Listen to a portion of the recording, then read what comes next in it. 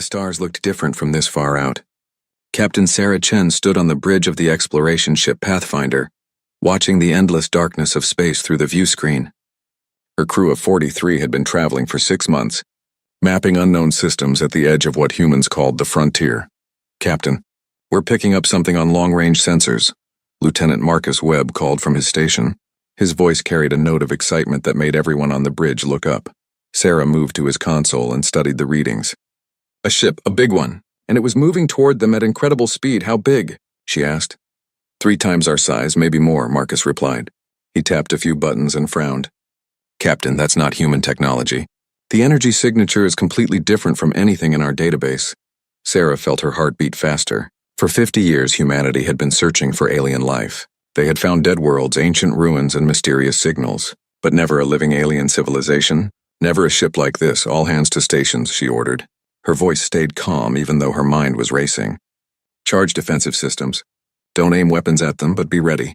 Martinez, prepare a first contact package. Standard greetings in all Earth languages plus mathematics." The crew moved quickly. Everyone knew what this moment meant. First contact. The moment humanity would learn they were not alone in the universe.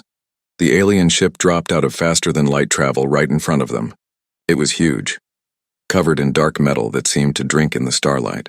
Strange symbols glowed along its hull in colors Sarah had never seen before, beautiful and terrifying at the same time. "They're hailing us," Communications Officer Chen reported. No relation to the captain, despite the shared name. "Audio only." "Put it through," Sarah ordered. The voice that came through the speakers was harsh and clicking, like insects fighting inside a metal can. Then the translation software kicked in, converting the alien sounds into English. "Primitive vessel, you will power down your systems and prepare to be boarded. This space belongs to the Vraxian Empire. You are trespassing." Sarah exchanged looks with her first officer, Commander James Park. His expression mirrored what she felt. This was not the friendly first contact humanity had hoped for. "This is Captain Sarah Chen of the Earthship Pathfinder," she replied, keeping her voice steady and professional. "We come in peace. We didn't know this space was claimed. We're explorers from Earth, making our first journeys beyond our home system. We mean no harm and no disrespect." Silence. Then the clicking voice returned, but this time it sounded amused. That was worse somehow. "Earth? We have no record of Earth. Your vessel uses crude faster-than-light technology. Version 2.3 generation drives, if our scans are correct. You are a pre-contact species that somehow stumbled into space travel." The voice paused. "How entertaining." "We achieved faster-than-light travel 3 years ago," Sarah said carefully. "We're still learning.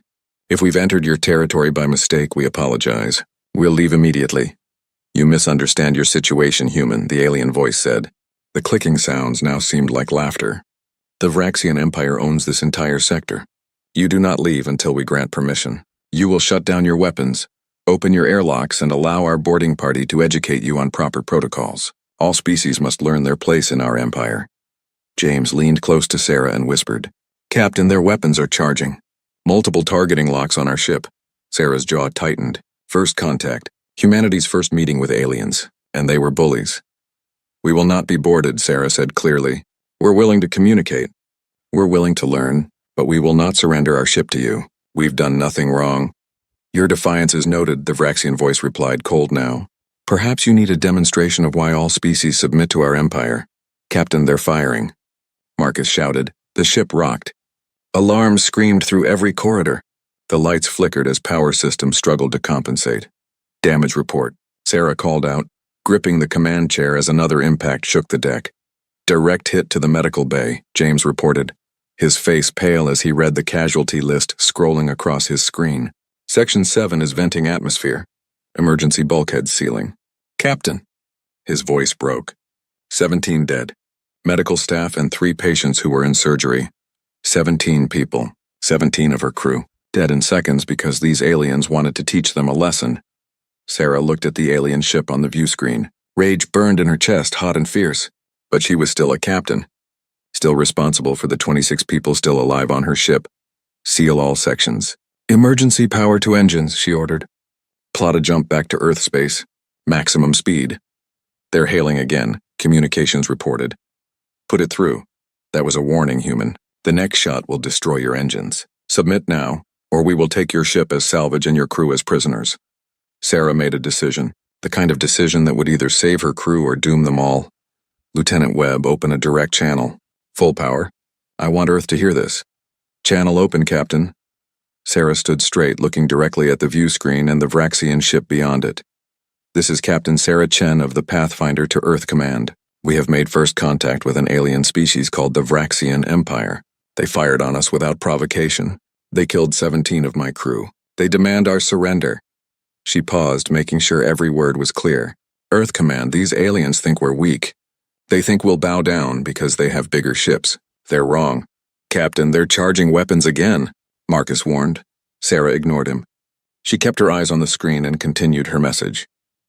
Earth Command, I'm transmitting all our sensor data on their ship, their weapons, their technology.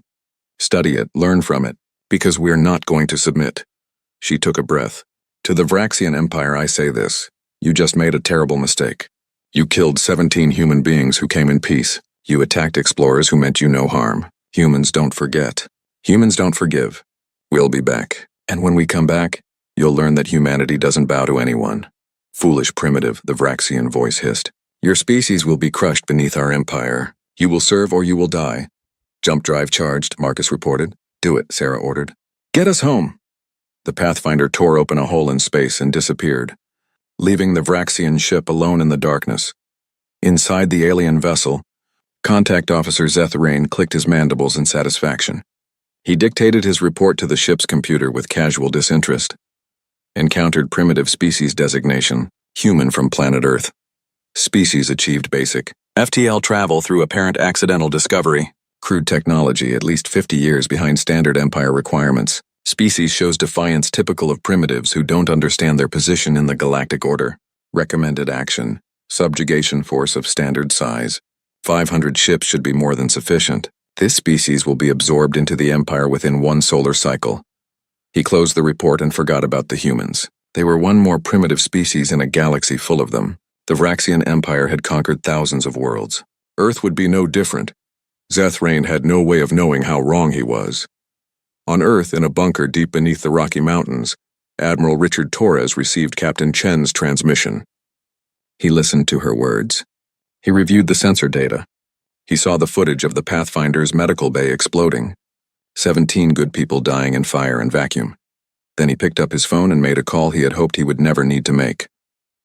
This is Admiral Torres. Authorization code Alpha 77 Omega. Activate Protocol Shepherd's Watch. Notify all nations. First contact has occurred. Hostile contact. I repeat, hostile contact. Around the world, in secret facilities that officially didn't exist, lights began to turn on. Computers that had been waiting in standby mode for 50 years started to wake up. Deep space monitoring stations that were supposed to be watching for asteroids began tracking something entirely different, and in orbital shipyards that the public thought were building transport, vessels and space stations. Other ships began to power up. Ships that Earth had been building for 5 decades. Ships designed from technology that humanity had claimed they stumbled upon 3 years ago. That was a lie. Humanity had found a crashed alien probe 50 years earlier. They had studied it, reverse-engineered it, and learned a terrible truth. The galaxy was not empty. It was full of life, and most of that life had weapons, so humanity had prepared, in secret and silence, building a defense force that no one knew existed. Every nation contributing, every government keeping the same secret, because humanity had learned something from their own bloody history. Peace was good, but peace only lasted when you had the strength to defend it. The Vraxian Empire thought they had encountered a primitive species that stumbled into FTL travel. They thought Earth was helpless. They thought wrong. Captain Sarah Chen brought the Pathfinder home 3 days later. The ship was battered, leaking air from a dozen holes running on emergency power. But she brought her crew home. When she stepped off the ship, Admiral Torres was waiting. He looked old and tired, but his eyes were hard. Captain Chen, you did well, he said. You gave us the warning we needed. You gave us their technology signatures. You gave us everything we need to be ready. Ready for what, sir? Sarah asked, though she thought she knew the answer. Ready for war, Captain. Because they're coming. Our deep space monitors picked up their fleet 2 days ago. 200 ships heading for Earth. Sarah felt cold. 200 ships, sir? We killed 17 of their people. We can't match those numbers. Torres smiled, and it was not a pleasant smile. Captain, Earth has been preparing for this since before you were born. Let me show you something. He led her to an observation deck. Through the window, Sarah could see orbital space above Earth. And what she saw took her breath away. Ships. Hundreds of ships. Massive warships that dwarfed the Pathfinder. Sleek and deadly, bristling with weapons. Ships that should not exist if humanity had only achieved FTL 3 years ago. How? She whispered. 50 years, Captain. We've been building for 50 years. Every nation working together. The greatest secret in human history. Torres looked out at the fleet. The Vraxians think they're coming to conquer a primitive world. Instead, they're about to discover what happens when you threaten humanity. Sarah thought of her crew. The 17 who died. The 26 who survived. She thought of the Vraxian officer who had laughed at humanity's defiance. Good, she said quietly. Let them come. Let them learn. Above Earth, the fleet continued to grow as more ships rose from hidden shipyards.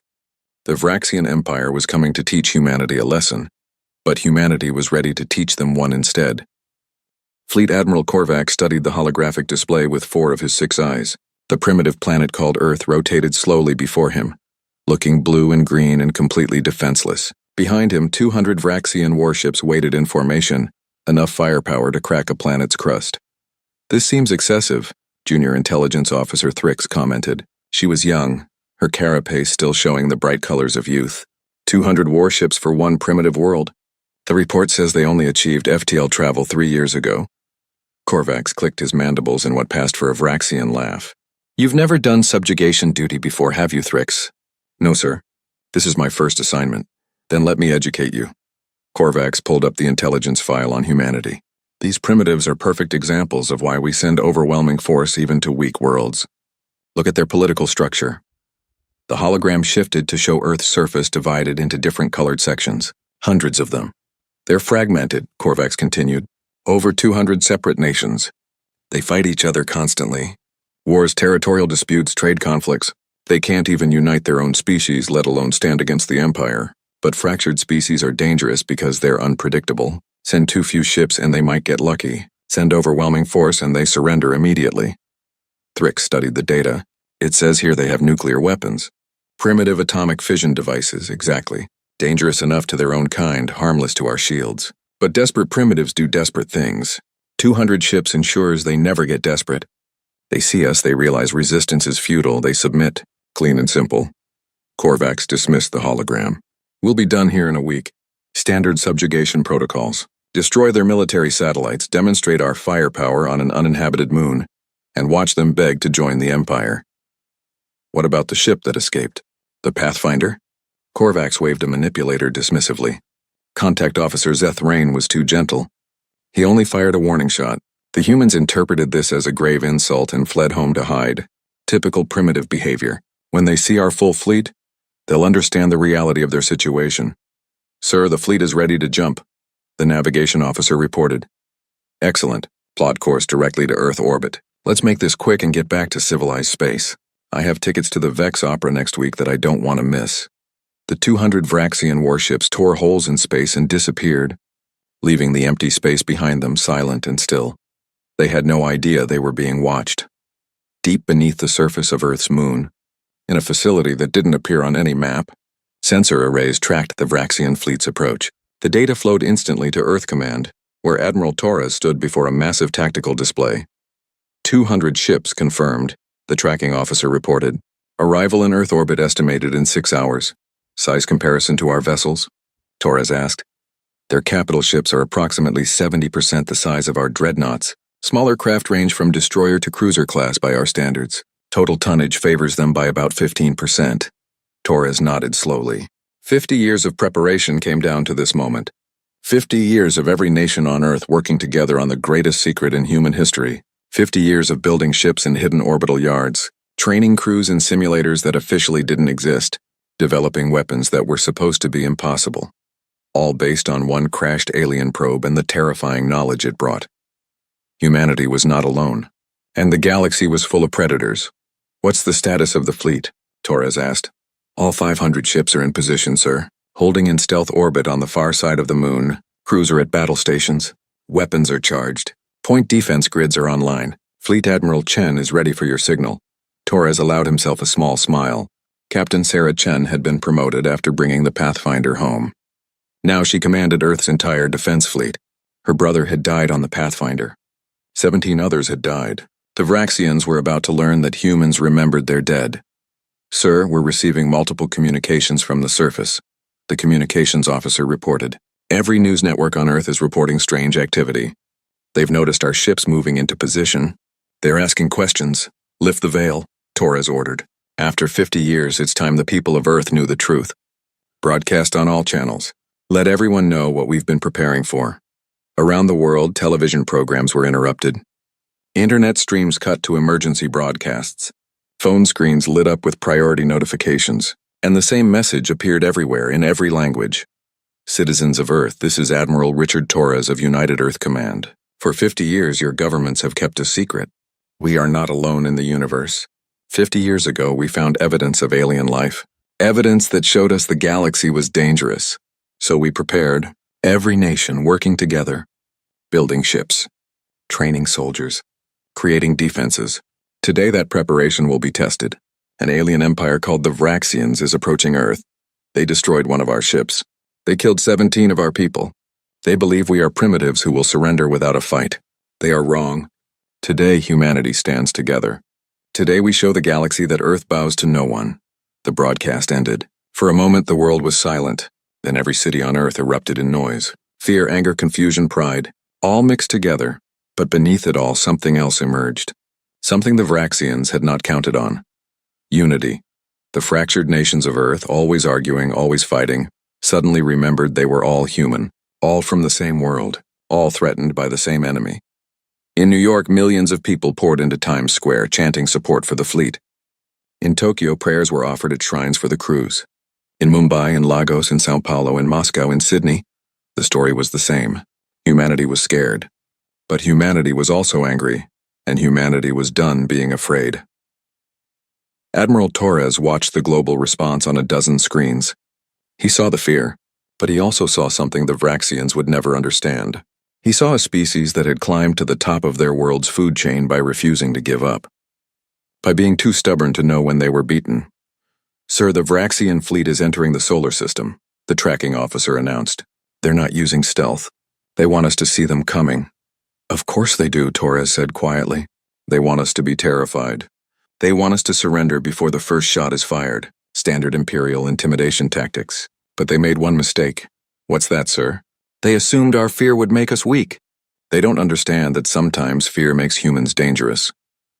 On the bridge of her flagship, the UES Defiance, Fleet Admiral Sarah Chen watched the Vraxian fleet emerge from faster-than-light travel. 200 ships, massive and powerful, moving with the confidence of an empire that had never lost a war. Her tactical officer counted them off. Confirmed 200 vessels. 50 capital ships, 100 cruisers, 50 destroyers. They're moving into a standard encirclement pattern around Earth. "They're not even scanning for threats," her sensor officer added. "No active sensors sweeping for hidden ships. They think we're helpless." Sarah thought of her brother, thought of the 17 others who had died on the Pathfinder, thought of the Vraxian officer who had laughed at humanity's defiance. "All ships, this is Admiral Chen. Maintain stealth positions. Let them get comfortable. Let them think they've already won." She paused, then added quietly, "And then we show them what humans do when someone hurts our family."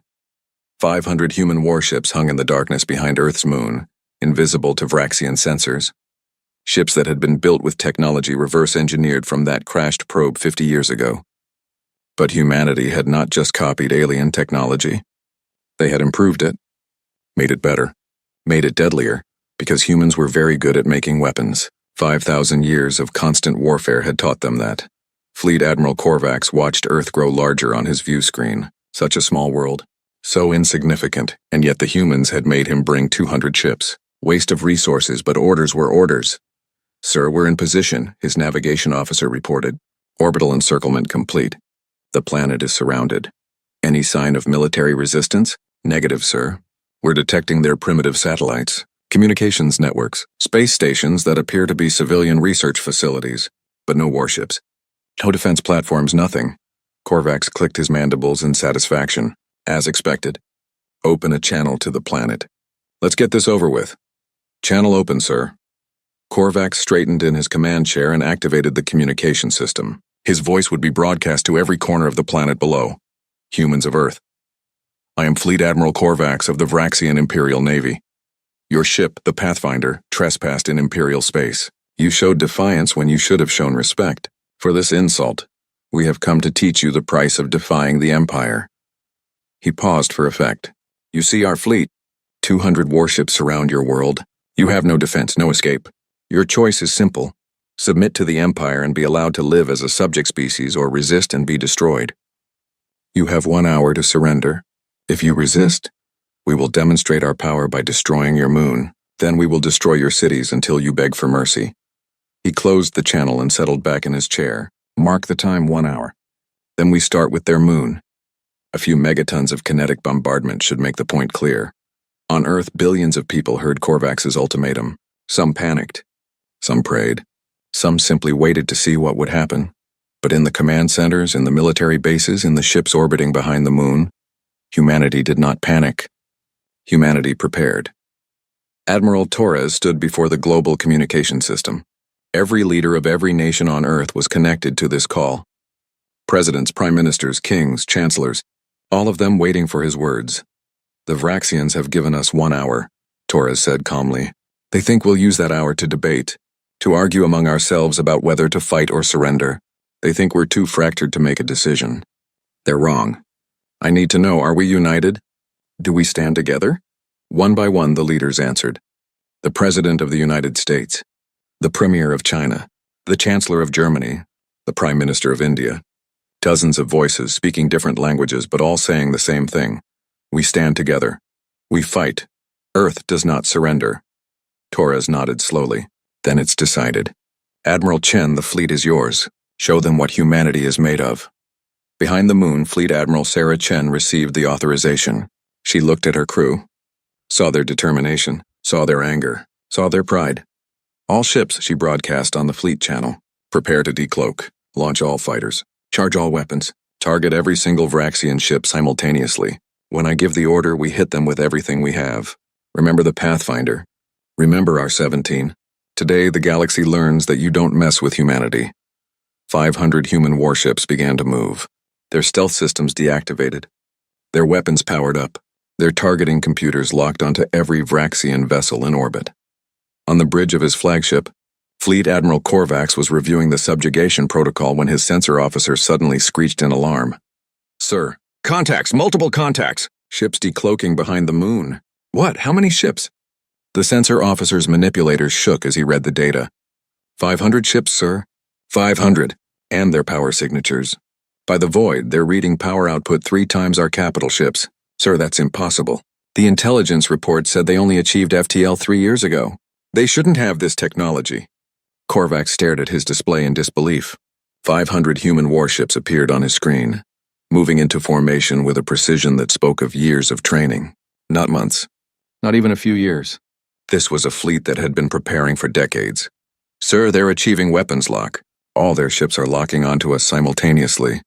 That's impossible, Korvax whispered. The intelligence was wrong. The intelligence was all wrong. His communication officer's voice shook as she spoke. Sir, we're receiving a transmission from the human fleet. Put it through. A human woman appeared on the view screen. She wore a military uniform, her face hard and angry. Behind her, the bridge of a warship that looked more advanced than anything the Vraxian Empire had. Fleet Admiral Korvax, she said, her voice cold as ice. I am Fleet Admiral Sarah Chen of the United Earth Defense Force. You killed my brother. You killed 16 others on the Pathfinder. You came to my world thinking we were helpless. You were wrong. Korvax found his voice. This is impossible. Your species only achieved FTL 3 years ago. You shouldn't have this technology. You shouldn't have these ships. Sarah smiled, and it was a terrible smile. That's what we wanted you to think. The truth? We found alien technology 50 years ago. We've been preparing for this day ever since. We knew the galaxy was dangerous. We knew species like yours existed, so we built. We prepared, we waited, and now you've given us a reason to show you what we've been preparing for. You deceived the entire galaxy? We learned from you, Sarah replied. We studied every species we could find information on. We learned your tactics, your strategies, your weapons, and we designed everything specifically to counter what you do. Our ships are faster. Our weapons hit harder. Our defenses are stronger. We spent 50 years learning how to beat you. Korvax felt fear for the first time in his long military career. 500 ships. All more powerful than his own. All locked onto his fleet. All ready to fire. What do you want? He asked quietly. Sarah's expression did not change. You gave us 1 hour to surrender. We're giving you 1 minute. Leave our space. Return to your empire. Tell them that Earth is protected. Tell them that humanity does not bow. Tell them that if they come here again, we will not be merciful. She paused. You have 1 minute. Starting now. The channel closed. Korvax looked at his fleet. 200 ships against 500. Ships that were outmatched in every category. He had come here expecting an easy victory. Instead, he had walked into a trap 50 years in the making. Sir, orders? His first officer asked quietly. Korvax made the hardest decision of his career. Fleet, this is Admiral Korvax. Disengage weapons. Plot course back to Imperial space. Maximum speed, sir, we can't just— That is an order. Korvax roared. We are outmatched. Retreat now before they open fire. The Vraxian fleet began to turn away from Earth, but they were too slow. Admiral Chen, Sarah's tactical officer, reported. The Vraxians are powering weapons on several ships. They're planning to fire on our cities before they run. Sarah's eyes went cold. Target those ships specifically. Fire. The human fleet opened up. Missiles streaked through space. Energy beams cut through the darkness, and 10 Vraxian ships exploded in balls of fire and shrapnel. The rest of the Vraxian fleet jumped to FTL immediately, fleeing Earth space in chaos and terror. Sarah watched them go. Then she opened a channel to Earth. This is Admiral Chen. The Vraxian fleet has retreated. Earth is safe. The enemy came to conquer us. Instead, they learned that humanity protects its own. Around the world, billions of people erupted in cheers. The jump from Earth space to the nearest Imperial outpost took 3 days. 3 days of silence on the Vraxian flagship as Fleet Admiral Korvax sat in his command chair and stared at nothing. His crew moved quietly around him, speaking in whispers, avoiding his gaze. They had retreated. The proud Vraxian Imperial fleet had run away from primitives, from humans who were supposed to be weak and fragmented. Ships that shouldn't exist had appeared from nowhere. Weapons that shouldn't be possible had destroyed 10 of his vessels in seconds. And worst of all, the humans had let them go. Had shown mercy when they could have destroyed the entire fleet. That mercy felt worse than any defeat. Junior Intelligence Officer Thrix approached carefully.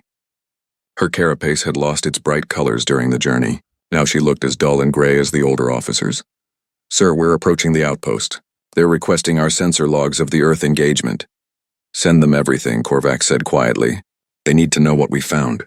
What the humans really are. The logs were transmitted. 30 minutes later, Korvax received an urgent message. Priority Alpha.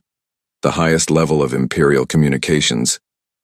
Fleet Admiral Korvax, you are ordered to proceed immediately to the Imperial homeworld. You will present your findings directly to the High Council. Do not speak to anyone else about Earth or the humans. This matter is now classified at the highest level. Korvax closed the message and laughed bitterly. Of course it was classified. The Empire could not let other species know that a supposedly primitive world had frightened off an Imperial fleet. It would make them look weak. The truth was worse. They were weak, at least compared to humanity. The journey to the Imperial homeworld took another week. During that time, Korvax reviewed the sensor logs over and over, trying to understand how he had missed the signs, how the intelligence had been so wrong. The human ships were not cobbled together from recent discoveries. They were sophisticated, well-designed, perfectly maintained. The kind of ships that took decades to develop and build. Their tactics were not the wild desperation of a species fighting for survival. They were calculated, precise, the result of extensive training and planning. Everything about the encounter screamed preparation. The humans had been ready. Not just ready, but specifically ready for the Vraxian Empire. Their weapons, their defenses, their tactics. All designed to counter Vraxian technology. How long had they been watching? How much did they know? The questions haunted Korvax as his damaged fleet limped toward the homeworld. On Earth, the celebrations continued for days.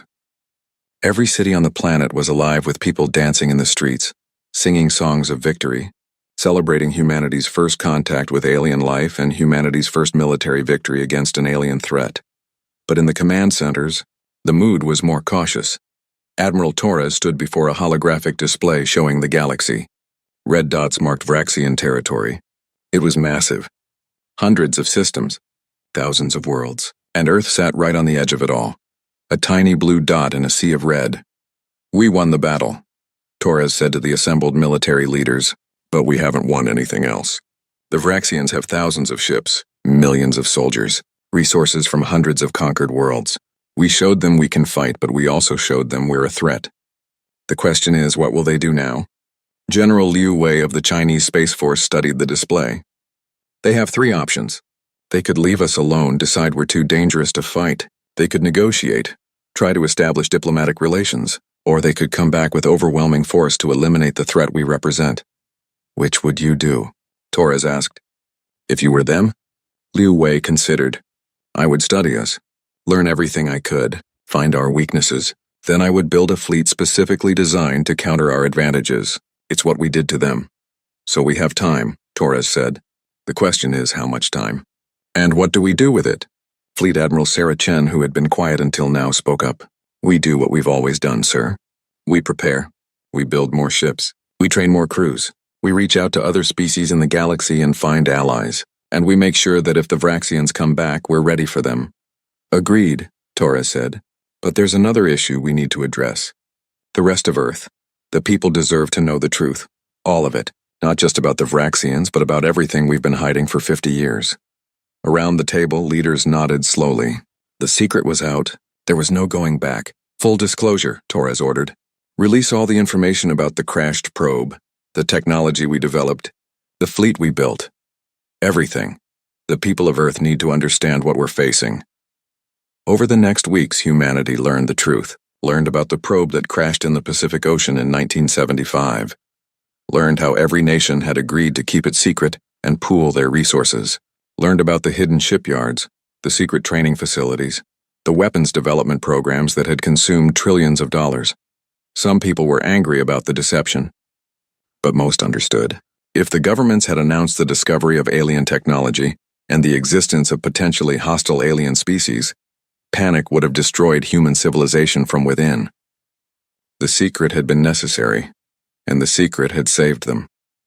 But now new questions emerged. What else was out there? How many alien species existed? Were they all hostile like the Vraxians? Or were there potential friends among the stars? Admiral Torres authorized the construction of a new type of ship.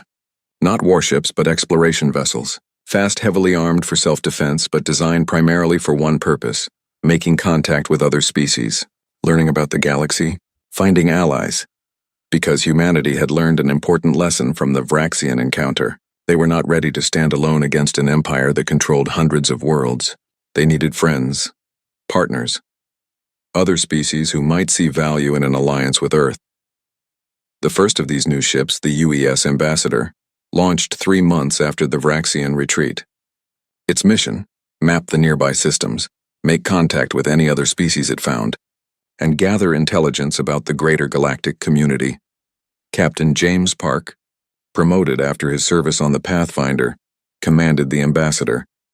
He stood on the bridge as his ship cleared Earth's orbit and prepared to jump to the first unexplored system. "Plot course for the Kepler 442 system," he ordered. "Let's see who else is out there." The Ambassador vanished into faster-than-light travel, carrying humanity's hopes for a more peaceful future.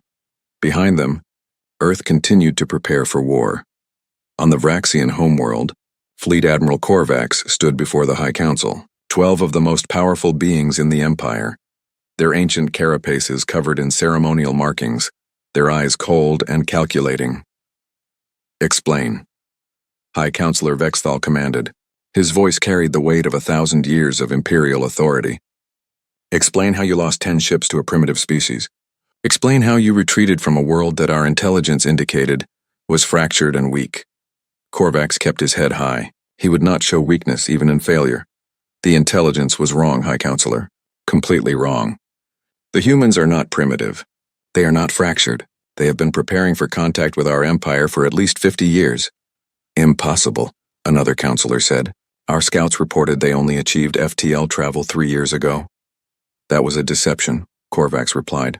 He activated a holographic display, showing the sensor logs from the battle. "Look at their ships. This is not technology developed in 3 years. This is technology refined over decades. Their tactics show extensive training. Their weapons are specifically designed to counter our defenses. They knew we were coming. They knew how we would fight. And they prepared accordingly. The council watched the logs in silence, watched 500 human ships appear from nowhere, watched them achieve simultaneous targeting locks on every Vraxian vessel. Watched 10 Imperial ships die in the opening salvo. How is this possible? Vexthal whispered. How could a pre-contact species know about our empire? About our technology? I don't know, Korvax admitted. But I have a theory. I believe they found something. Ancient technology. A crashed ship or probe. Something they reverse-engineered and improved upon. Something that told them about the galaxy and the dangers within it. So they prepared, another counselor said slowly. They saw the threat and unified their entire species to face it. Remarkable. Dangerous, Vexthal corrected. A species that can keep such a secret for 50 years. That can build such a fleet without being detected. That can develop weapons specifically designed to counter our own. This is not a species we can simply conquer. This is a threat to the Empire itself. What are your orders, High Counselor? Korvax asked. Vexthal was quiet for a long moment. Then he spoke, his voice heavy with decision. We have 3 options. First, we could leave them alone. Let them have their small corner of space, but that sets a dangerous precedent. If other species learn that the Empire can be defied, our authority will collapse. The other counselors clicked their mandibles in agreement. Second option, Vexthal continued, we could attempt diplomacy, open negotiations, perhaps bring them into the Empire peacefully, but I think we all know how that would end. They would never submit, and we would look weak for trying. The third option? Korvax asked, though he already knew the answer. We destroy them, Vexthal said flatly. We build a fleet specifically designed to counter their advantages. We gather our full military might, and we eliminate Earth before they become a greater threat, before they have time to build more ships, make more allies, spread their dangerous ideas about resistance and independence. How large a fleet? Korvax asked quietly. 2,000 ships, Vexthal replied. 20% of our entire military. We will not make the mistake of underestimating them again. We will come with such overwhelming force that no amount of preparation can save them. Around the council chamber, the other counselors clicked their agreement. The decision was made. However, Vexthal added, we will not be hasty. We will take the time to study their technology, learn their tactics, develop specific countermeasures. This fleet will take 2 years to assemble and prepare. But when it arrives at Earth, the humans will have no chance of survival. And if they discover our preparations? Korvax asked. If they see the fleet being assembled? Then we accelerate the timeline, Vexthal said coldly. But either way, the outcome is the same. Earth will burn, the humans will be exterminated, and the galaxy will remember what happens to those who defy the Vraxian Empire. Korvax bowed and left the council chamber. As he walked through the halls of the Imperial Palace, he thought about the human Admiral Chen, about her cold eyes and colder words, about the mercy she had shown when she could have destroyed his entire fleet. He wondered if she knew what was coming. If humanity was preparing even now for the storm that would arrive in 2 years, he hoped they were. Because despite everything, despite his loyalty to the Empire, Korvax had developed a strange respect for the humans. They had done what no other species had done in 1,000 years. They had made the Vraxian Empire afraid. That deserved respect, even if it also demanded destruction. Meanwhile, across the galaxy, other species watched and waited. The battle at Earth had not gone unnoticed. Sensor stations from 12 different civilizations had detected the energy signatures, the weapons fire, the retreat of an Imperial fleet. Rumors spread through the galactic community like wildfire. A primitive species had defeated the Vraxians. An unknown world had ships more advanced than anything in Imperial space. A new power had emerged. Some species saw opportunity. Others saw danger. But all of them began to take humanity seriously. On Earth, unaware of the massive fleet being prepared to destroy them, humanity continued its dual mission. Building warships for defense. Building explorer ships for contact with other species. Preparing for war while hoping for peace. Admiral Torres stood in the lunar facility, watching construction crews work on the latest batch of dreadnoughts. 50 new ships, each more powerful than the last generation, each a testament to humanity's industrial capacity and determination. Sir, an aide approached with a data pad. We're receiving a signal. It's not Vraxian. It's something else. A new species. They're requesting permission to approach Earth for diplomatic contact. Torres felt his heart beat faster. Another species. Another first contact. This time hopefully a friendly one. What species? He asked. They call themselves the Arksur Confederation. They say they've been monitoring our conflict with the Vraxian Empire. They say they have information we need to hear. About the Empire. About the galaxy. About threats we don't even know exist yet. Torres made a decision. Grant them permission to approach. But keep the fleet on standby. We've been surprised before. We won't be surprised again. Yes, sir. As the aide left, Torres looked back at the construction yards, at the ships being built, at the weapons being installed, at the crews training for the next battle. Humanity had won its first test. But the galaxy was watching now, and the Vraxian Empire was preparing its response. The question was, would 2 years be enough time? Would humanity be ready when the storm came? Torres didn't know, but he knew one thing for certain. Humanity would not surrender, would not submit, would not bow. If the Vraxians wanted Earth, they would have to burn for it, and humanity would make them pay for every meter of ground. The war for Earth's survival was just beginning. The Arksur diplomatic ship emerged from faster-than-light travel at the edge of Earth's solar system. It was smaller than the Vraxian vessels, sleeker with smooth lines that reminded human observers of a dolphin. Beautiful where Vraxian ships were brutal. Unidentified vessel, this is Earth Defense Command. The communication came through clearly. State your intentions. Ambassador Krell of the Arksur Confederation stood on the bridge of his ship and responded immediately. Unlike the Vraxians with their harsh clicking language, the Arksur spoke in soft, musical tones that the translation software rendered smoothly. Earth Defense Command. This is Ambassador Krell of the Arksur Confederation. We come in peace and with information vital to your survival. We request permission to meet with your leadership. What we have to tell you cannot wait. On Earth, Admiral Torres listened to the message with his senior staff gathered around him. Fleet Admiral Chen was there, along with General Liu Wei and representatives from every major nation on Earth. What do we know about them? Torres asked. Very little, sir. Intelligence Officer Martinez replied, pulling up what limited data they had. The Arksur Confederation appears to be a coalition of several species. Our deep space monitors have detected their ships in nearby systems, but they've never approached Earth before. They seem to avoid Vraxian territory. That's interesting, Chen said. They avoid the Vraxians. That could mean they're afraid of them, or they're smart enough not to provoke them. Or they're enemies, Liu Wei added. The enemy of our enemy might be our friend. Torres considered the options. Let them approach, but keep the fleet ready. Admiral Chen, I want 50 ships shadowing them at all times. If they make any hostile move, destroy them immediately. Yes, sir. 2 days later, Ambassador Krell's ship landed at the newly constructed diplomatic complex in Geneva. It had been built hastily after the Vraxian encounter. A place where humanity could meet with alien species on neutral ground. Admiral Torres, accompanied by representatives from the United Nations, waited as the Arksur ship's doors opened. What emerged surprised them. Krell was tall, nearly 7 feet, with silver-blue skin that seemed to shimmer in the light. His eyes were large and kind, his movements graceful. He looked nothing like the Vraxians with their hard carapaces and cold insect features. The Arksur looked almost friendly, but Torres had learned not to judge alien species by their appearance. Admiral Torres, Krell said, his voice melodious even through the translator. Thank you for allowing me to visit your world. I come with urgent news and an offer of friendship. Welcome to Earth, Ambassador Krell, Torres replied formally. Please come inside. We have much to discuss. They moved to a conference room designed for interspecies communication. Krell settled into a chair modified for his taller frame, and Torres sat across from him with his staff arranged along the table. You said you have information vital to our survival, Torres began without preamble. We're listening. Krell's expression grew serious. First, let me say that the Arksur Confederation watched your encounter with the Vraxian Empire with great interest. What you accomplished was remarkable. No species in recorded history has defeated a Vraxian fleet in their first contact. You should be proud. We're not proud, Torres said quietly. We're worried. We know the Vraxians will be back. Probably with more ships. Not probably, Krell said.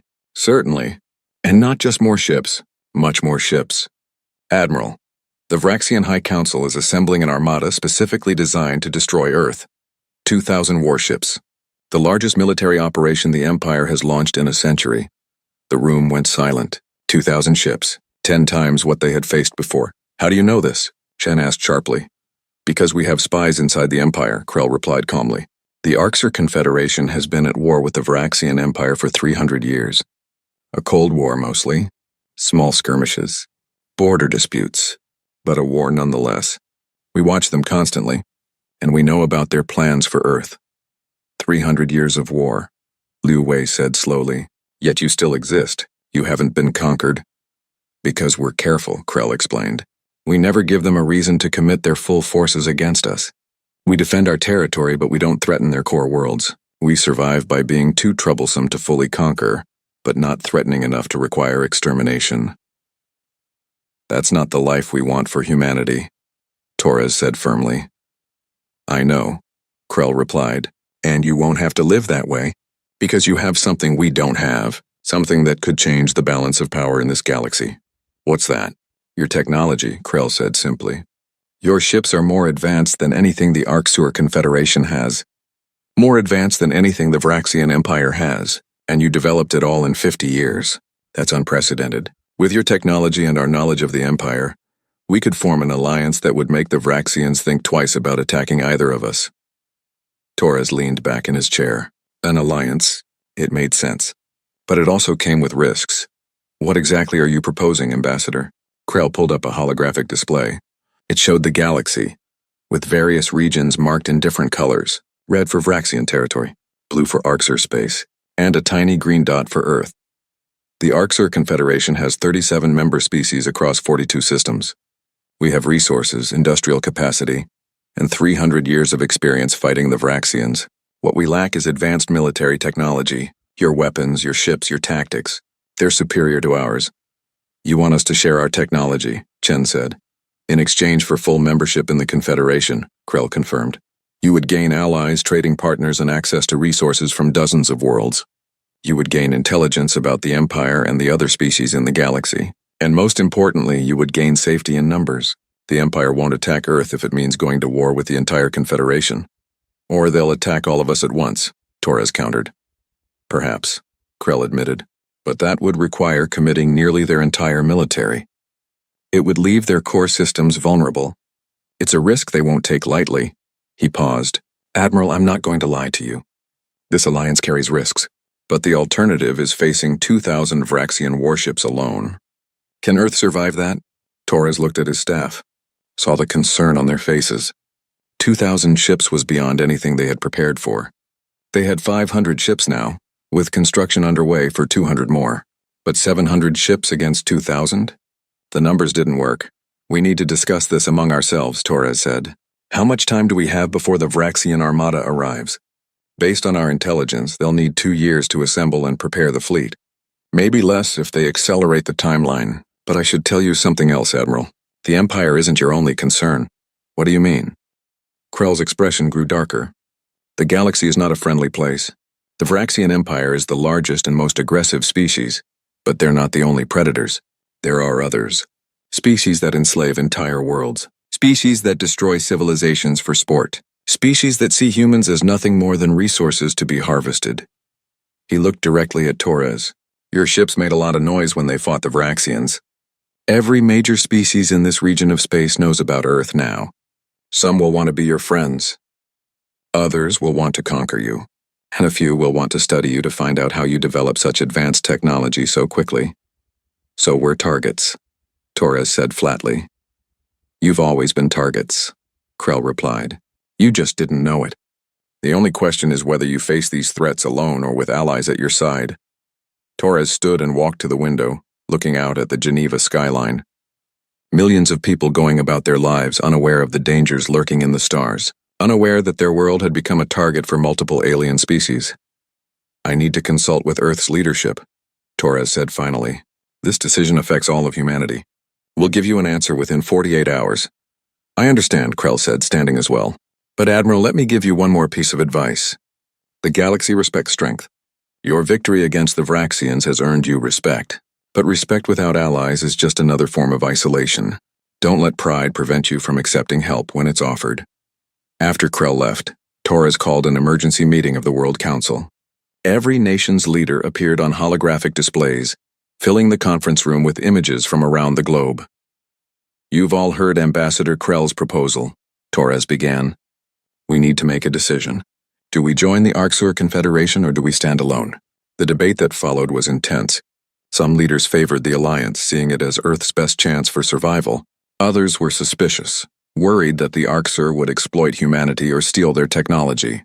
The President of the United States spoke up. We've been independent for our entire history. Every nation here values its sovereignty. Can we really trust an alien confederation we just met? Can we really stand alone against 2,000 enemy ships? The Premier of China countered. We're not talking about giving up our independence. We're talking about joining a coalition for mutual defense. Nations on Earth have done this for centuries. But these aren't human nations, the Prime Minister of India pointed out. These are alien species with their own agendas.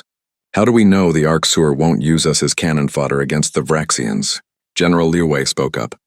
I've been analyzing the Arksur's military capabilities based on what we've observed. Their technology is roughly equal to the Vraxians, maybe slightly inferior, but they've survived 300 years of conflict through careful strategy and defensive warfare. That suggests they're cautious, not aggressive. They want us as allies, not as soldiers to throw at their enemies. What's your recommendation, Admiral Torres? The President asked. Torres thought carefully before answering.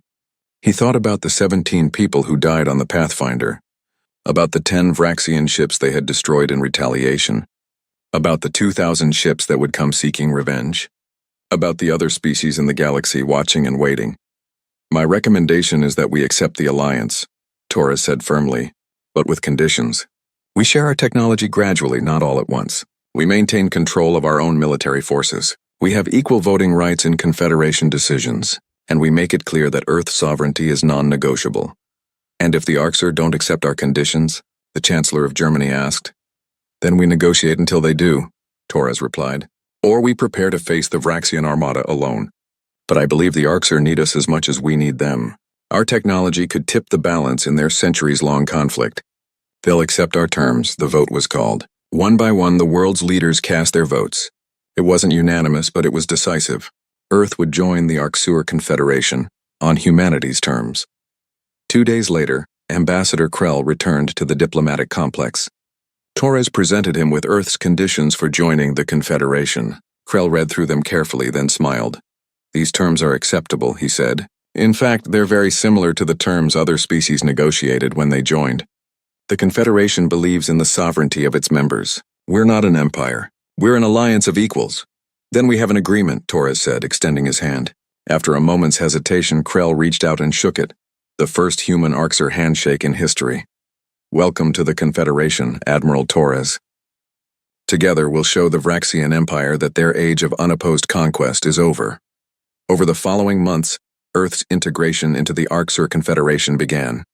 Diplomatic missions were exchanged. Trade agreements were signed. Human engineers began sharing their technology with Confederation scientists, while Arksur specialists taught humans about galactic politics, alien species, and the complex web of alliances and conflicts that defined the galaxy. And most importantly, military planning began in earnest. Human and Arksur strategists worked together to develop a defensive plan for when the Vraxian armada arrived. Construction of new ships accelerated on both Earth and Arksur worlds, with humans providing designs and the Confederation providing raw materials and manufacturing capacity. Admiral Chen took personal command of the joint training operations. Human pilots flew alongside Arksur crews, learning each other's tactics and building trust. It wasn't always easy. Cultural differences caused misunderstandings. Language barriers created confusion. But slowly, steadily, two species who had never met before began to function as a unified military force. 6 months after joining the Confederation, Earth launched its first joint military exercise with Arksur forces. 100 human ships and 100 Arksur ships conducted simulated combat operations against computer-generated enemy forces modeled on Vraxian tactics. The results were promising. The combined fleet showed a level of coordination that surprised even the most optimistic observers. Human aggression and advanced technology combined with Arksur experience and strategic thinking created a force greater than the sum of its parts. We might actually have a chance, Chen told Torres after the exercise. If we can get our numbers up, if we can convince the rest of the Confederation to commit forces to Earth's defense, if we have enough time to prepare. A lot of ifs, Torres observed. Yes, sir, but more hope than we had 6 months ago. Torres nodded. 6 months ago, Earth stood alone against the galaxy. Now they had allies, friends, partners who would stand with them when the storm came. But the storm was coming. Across the galaxy in Vraxian space, the Armada continued to grow, 2,000 ships gathering at staging areas, crews training specifically to fight human tactics, weapons being designed to counter human technology. The Vraxian Empire had never forgotten a defeat, never forgiven an insult, and Earth had given them both. The clock was ticking. The war was inevitable. The only question was whether humanity and its new allies would be ready when it arrived. The warning came 18 months after Earth joined the Arksur Confederation. A deep space monitoring station detected the first signs of the Vraxian Armada mobilizing, not 2,000 ships, 3,000. The Empire had increased the size of the attack force by 50%. Admiral Torres stood in the war room beneath Geneva, studying the tactical display with grim determination. Around him, holographic projections showed Confederation leaders from dozens of worlds. The full council, assembled to discuss Earth's defense. 3,000 ships, Ambassador Krell said quietly. They're not taking any chances. This is the largest military operation the Empire has launched in 200 years. How many ships can the Confederation commit to Earth's defense? Torres asked directly. The question hung in the air. The various species exchanged glances through their holographic projections. Finally, High Counselor Threx of the Confederation spoke. She was from a species called the Mintari, small and bird-like, but her voice carried authority. The full Confederation Council has voted, Threx said. We will commit 1,000 ships to Earth's defense. Along with your 1,000 ships, that gives us 2,000 total against their 3,000. Still outnumbered, Fleet Admiral Chen observed. Yes, Threx acknowledged. But the vote was not unanimous. Some species worry that committing so many ships to Earth will leave our own worlds vulnerable. Others fear that this battle will trigger a full-scale war with the Empire that we cannot win. But they voted to help us anyway, Torres said. We appreciate that more than you know. We're not helping you out of charity, Admiral, Threx replied. We're helping you because Earth represents something that hasn't existed in this galaxy for a very long time. Hope. Hope that the Empire can be defeated. Hope that species can resist and survive. If Earth falls, that hope dies. So we fight not just for your world, but for our own future. Torres nodded slowly. 2,000 ships against 3,000. The numbers weren't good, but they weren't impossible either. Especially with human technology and Confederation experience working together. When will the Vraxian Armada arrive? He asked. 6 months, Ambassador Krell replied. Maybe less. They're assembling at staging points along our border. Once they move, they'll reach Earth in less than 2 weeks. Then we have 6 months to finish our preparations, Torres said. Admiral Chen's status report on our defenses? Chen pulled up a holographic display of the solar system. Earth sat at the center, surrounded by layers of defensive installations. We've fortified the entire solar system, Chen explained. Automated defense platforms orbit Earth and Mars. Mining facilities on the asteroids have been converted to produce ammunition and drones. We've established forward bases on the outer planets with long-range sensors, and we've laid 3,000 stealth mines throughout the system, programmed to target Vraxian energy signatures. The mines were brilliant, Krell added. A very human solution. Vraxians don't use stealth mines. They consider them dishonorable. We're not interested in honor, Torres said flatly. We're interested in survival. What else? We've completed construction of the orbital defense stations around Earth, Chen continued. 10 stations, each armed with weapons capable of taking down capital ships. We've also retrofitted the moon base into a fortress. If the Vraxians want to bombard Earth from orbit, they'll have to get through our moon defenses first. And our fleet? 1,000 ships ready for combat. Another 200 in final construction stages, but they won't be ready in time. We have pilots trained, crews drilled, and enough ammunition for an extended engagement. We're as ready as we're going to be. Torres studied the display. It was impressive. In 18 months, humanity had transformed its solar system into a fortress. But would it be enough? General Liu Wei, Torres said, turning to the Chinese officer. Your assessment? Liu Wei had been quiet during the briefing, studying the data with his usual careful attention. Now he spoke. The Vraxians will expect our defenses, he said. They've had time to study our tactics from the first engagement. They'll come prepared for our speed and firepower, but they have one fundamental weakness that we can exploit. What's that? Threx asked. Their doctrine, Liu Wei explained. The Vraxian Empire has been the dominant power in this region for centuries. They're used to overwhelming their enemies with superior numbers and firepower.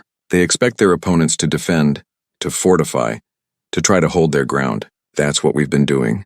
And that's what they'll expect us to continue doing. You're saying we shouldn't defend? Chen asked, confused. I'm saying we should defend differently, Liu Wei replied. He manipulated the holographic display, showing the solar system from a new angle. The Vraxians will come in force. They'll expect us to meet them in Earth orbit, to defend our homeworld. Instead, I propose we meet them here. He highlighted a point between Jupiter and Saturn. We engage them in the outer system, away from Earth. We use our superior speed to hit and run, bleeding their fleet as they advance inward. We use the asteroid field and the outer planets as cover. We force them to fight on our terms, not theirs. And we make them pay for every meter of space they try to take. Guerrilla warfare, Torres said, understanding dawning. Space guerrilla warfare. Exactly, Liu Wei confirmed. The Confederation fleet holds the line here between Mars and Earth. They're the anvil. Our more mobile human forces become the hammer, striking the Vraxian fleet from behind, from the sides, from above and below. We never stay still long enough for them to pin us down. We never give them the set-piece battle they're expecting. Krell studied the plan with growing excitement. This could work. The Vraxians have never faced this kind of defensive strategy. They'll be expecting a conventional fleet engagement. There's risk, Chen pointed out. If we're spread out across the system, they could push through our mobile forces and hit the Confederation fleet with their full strength. That's the idea, Liu Wei said. We want them to focus on the Confederation fleet. While they're engaged there, our forces hit their supply ships, their support vessels, their command ships. We don't try to destroy their entire fleet. We try to cripple their ability to fight effectively. Torres looked around the room at the assembled faces, human and alien alike. This was it. The plan that would either save Earth or doom it. Does the Confederation Council approve this strategy? He asked Threx. The Mintari High Counselor clicked her beak thoughtfully. It's risky. It requires perfect coordination between human and Confederation forces. But yes, we approve. It's a better plan than simply trying to outfight them in a direct engagement. Then it's decided, Torres said. We have 6 months to prepare. Let's make them count. The months that followed were a blur of activity. Human and Confederation forces trained together endlessly, practicing the hit-and-run tactics that would be crucial to the defense. Supply lines were established, ammunition stockpiled, repair facilities built. Every nation on Earth contributed. Every factory worked around the clock. Every shipyard operated at maximum capacity, and people waited. Billions of humans and trillions of Confederation citizens across dozens of worlds, all watching the same clock, counting down to the day when the Vraxian armada would arrive. Captain Sarah Chen, promoted from Fleet Admiral to Supreme Commander of Joint Forces, spent those months preparing not just the military but also herself. She thought often of her brother, killed on the Pathfinder, thought of the 17 others who died that day. This battle was for them. For everyone who had died because the Vraxian Empire thought humanity was weak. The night before the expected arrival of the Vraxian fleet, Sarah stood on the observation deck of her flagship, the UES Defiance, looking out at the assembled human fleet. 1,000 ships, each one representing years of work, billions of dollars in resources, and the hopes of an entire species. Admiral Torres appeared beside her. He looked old, tired. The last 18 months had aged him. Can we win this? Sarah asked quietly. Torres was silent for a long moment. Then he said, I don't know. The numbers aren't on our side. But I know this. Humanity has never been very good at accepting defeat. We survived ice ages, plagues, world wars, nuclear weapons. We climbed to the top of Earth's food chain by being too stubborn to give up. If the Vraxians think we'll roll over and die, they're about to learn otherwise. I wish we could have found a peaceful solution, Sarah said. So do I, Torres replied. But the Vraxians didn't give us that option. They fired first. They killed our people. They decided Earth was theirs to conquer. Now they're going to learn that Earth belongs to humanity, and we don't share. The next morning, the long-range sensors lit up. 3,000 Vraxian ships had entered the solar system at its edge, near the orbit of Neptune. The armada was massive, spreading across millions of kilometers of space, blotting out the stars with their sheer numbers. On the bridge of his flagship, Fleet Admiral Korvac studied the sensor readings of the inner system. The humans and their Confederation allies were there, exactly where he expected them. Good. Let them fortify Earth orbit. Let them think their defenses would save them. He had 3,000 ships. Weapons specifically designed to counter human technology. Tactics developed through months of simulated combat. The High Council had given him one order: destroy Earth completely. Leave nothing but rubble and a warning to any other species that thought to defy the Empire. All ships, this is Fleet Admiral Korvax. He broadcast across the Armada. Advance to Earth orbit. Maintain formation. Destroy any resistance. Show no mercy. The Empire demands nothing less than total victory. The Armada began to move, a wave of ships advancing inward toward Earth like a storm of metal and death.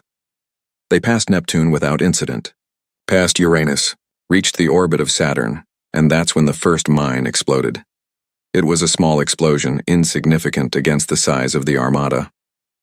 But it was followed by another, and another, and suddenly hundreds of stealth mines were detonating throughout the fleet, hidden among the rings of Saturn, programmed to wait until the Vraxian ships were in optimal positions. 27 Vraxian ships died in the first 30 seconds, torn apart by explosions they never saw coming. Evasive maneuvers, Korvax roared. Scan for more mines! Destroy them before they detonate. But the human mines were designed to be nearly invisible until they activated, and there were 3,000 of them scattered throughout the outer system. While the Vraxian fleet was dealing with the minefield, the human mobile forces struck. 200 human ships appeared from behind Jupiter's moons, moving at maximum speed. They didn't engage the main fleet. Instead, they targeted the supply ships and support vessels at the rear of the Vraxian formation. Sarah Chen led the attack personally. All ships, pick your targets. Fire and break off. Don't stay to fight. Hit them and run. The human ships unleashed their weapons and disappeared before the Vraxian escorts could respond. 30 supply ships exploded or were crippled in the first pass. Reform the fleet, Korvax ordered, trying to maintain control as his carefully organized armada began to fragment under the unexpected attacks. All escorts protect the supply ships. But as soon as the escorts moved to defend the supply ships, another wave of human vessels struck from a different angle, targeting the command ships this time. It was chaos. The Vraxians had expected a defensive battle at Earth orbit. Instead, they were fighting a running battle across billions of kilometers, never able to pin down the enemy, always reacting instead of acting. Sir, we've lost over 200 ships, Korvax's tactical officer reported. Most of them support vessels. The humans are avoiding direct combat with our warships. I can see that, Korvax snapped. These aren't the tactics they used in the first battle. They've changed their strategy. What are your orders, sir? Korvax studied the tactical display. The human mobile forces were too fast to catch, but the Confederation fleet was still waiting in Earth orbit defending the planet. If he could reach them, he could engage in the kind of fleet battle his forces were designed for. Full speed to Earth orbit, Korvax ordered. Ignore the raiders. We'll deal with them after we destroy their main fleet. The Vraxian armada accelerated, pushing past the harassing attacks, taking losses but maintaining formation. They passed Mars, past the asteroid belt where more mines destroyed another 50 ships, and finally, they reached Earth orbit. The Confederation fleet was waiting, 1,000 ships in perfect defensive formation, backed by Earth's orbital fortifications and the weapons on the moon. Korvax smiled. Finally, a proper battle. All ships, engage the enemy fleet, he commanded. Show them the price of defying the Empire. 3,000 Vraxian ships opened fire on 1,000 Confederation ships. It should have been a massacre, but the Confederation had learned from humanity. They didn't hold their ground and trade shots. They moved, constantly shifting positions, using Earth's orbital platforms for cover, coordinating their fire to target specific Vraxian ships one at a time. And while the main fleets battled, Sarah Chen's mobile forces struck again, this time hitting the Vraxian fleet from behind, targeting their engines and power systems.